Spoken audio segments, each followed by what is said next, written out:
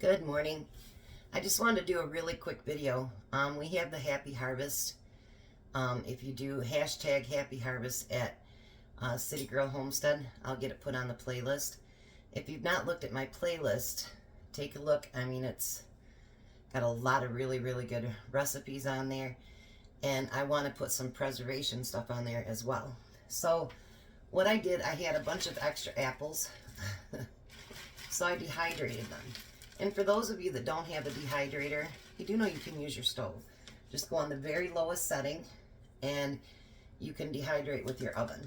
I had a little bit of celery left, just a couple stalks. So I actually blanched and dehydrated that too as well.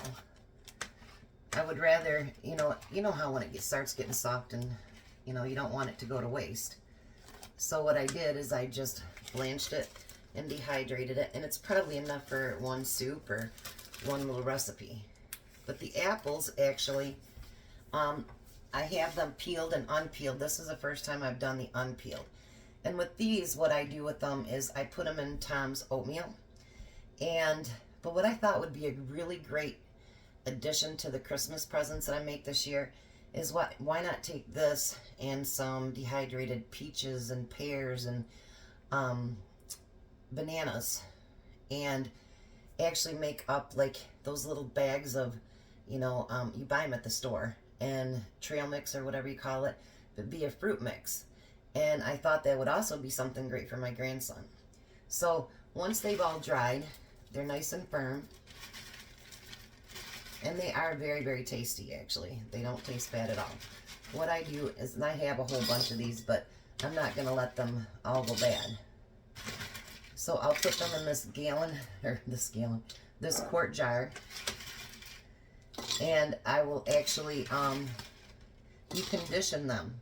So every couple days for the first week, you want to just shake your jar up to make sure that nothing's sticking, and that you made sure that you dehydrated it long enough. So then I'll put a linen a ring on it, and I will keep it in my storage. I want to start doing more dehydrating and using my dehydrated stuff, but right now, if you look over there, I've got my bottom pantry. Well, there's a shelf of dehydrated stuff, and in the back room I have a shelf of dehydrated stuff, but I can't see it.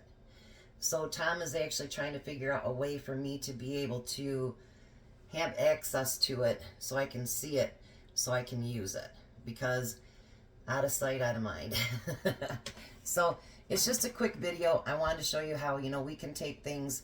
I had some avocados gifted the other day from Jack when he went through the food bank, and I'm not really an avocado fan, and they're not quite ripe yet, but I was looking up online, and I can actually, puree them, and then later on make it as a guacamole and freeze it. So I'm going to try to do a few things to, especially with this being harvest season, that, we can learn to preserve our food, because I think it's very important. We talk about, stocking up and preparing for winter and for what might lie ahead. And with the grocery costs going up, we can't afford to waste any food. I don't know about you guys, but I'm definitely not a millionaire.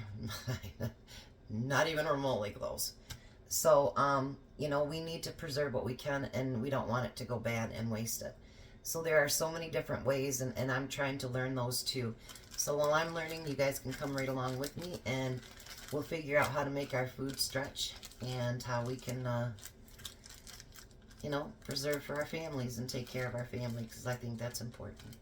So I do want to tell you, I feel so blessed, and I feel so overwhelmed. I have, I think, 536 right now. And if you would have told me 4 months ago when I first started that I would have this many people watching me, I would have not thought it.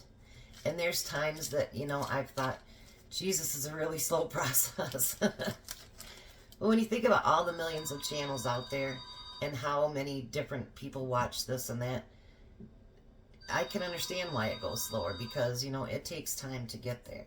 And, people need to find you, and people need to share and say, hey, I like what Chris is doing over there. And I just want to say I feel so blessed and so humble that you guys would take the time to watch me, and Jack too, and my Tom, and once in a while Chelsea, or my sister doing a photo bomb. But I want you to know that each and every one of you means something to me, and you know,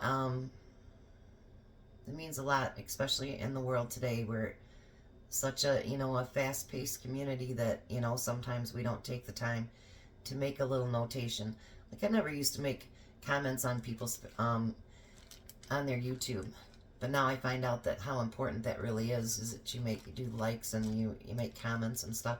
So I make sure I always, even if it's just, that's great, because I know that it helps them out, you know, and it's stuff that we live and learn. But I hope that you're learning along with me. I hope that you're enjoying, and I hope that I'm not too goofy sometimes. I have a hard time staying serious all the time. That's just who I am. So I want to thank you guys, and hopefully you can learn right along with me, and we can do what's good for our families. So, like my saying is, you know, be a blessing to someone today, even if it's with a smile. You guys have a blessed day. I'll be back for dinner.